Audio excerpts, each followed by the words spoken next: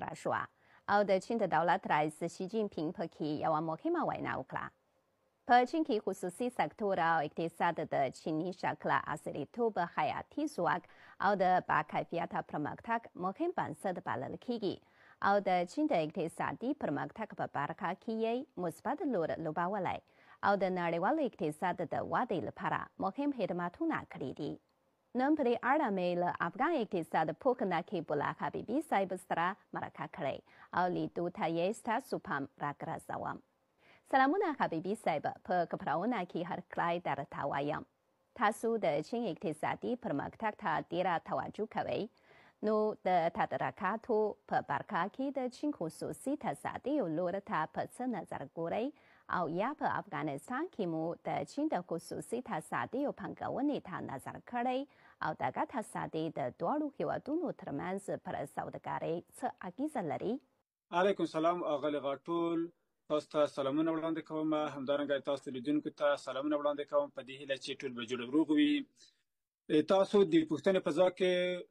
به داسې وایم چې د چین خصوصي تصدۍ چې کوم دي یا د چین خصوصي سکتور چې کوم دی په 2001 کال څخه وروسته خورا ډېر پرمختګ وکړ. دا پرمختګ د دې له امله دوی وکړ چې د چین حکومت د چین خصوصي سکتور ته ډېره پاملرنه وکړله او د خصوصي تصدۍ د چین چې کومې وې دوی ډېر پرمختګ وکړلو او بالاخره د ټولې نړۍ لپاره صادرات پیل کړل او د ټولې نړۍ هغه ضرورتونه دغه تصدیو دغه فابریکو وپېژندل او د دوی د خوښې مطابق تولیدات پیل کړل. یعنی د چین په نړیوال تجارت کې، د چین په جی ډی پی کې یا د چین په ناخالص داخلي تولیداتو کې د چین تصدۍ چې کوم دي، خصوصي سکتور چې کوم دی، خورا ډېر ارزښت لري. په داسې حال کې چې د چین 70% صادرات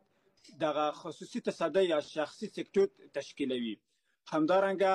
د جی ډی پی لوړه برخه د چین د په اقتصاد کې دغه شخصي تصدۍ لري. همدارنګه افغانستان ته چین خورا ډېر صادرات لري، د افغانستان سره ډېر په لوړه اندازه تجارت لري د چین خصوصي سکتور، همدارنګه دولتي سکتور. او د چین شخصي سکتور چې دی د افغانستان په قانونو کې، همدارنګه د افغانستان په کرنه کې، د افغانستان په نورو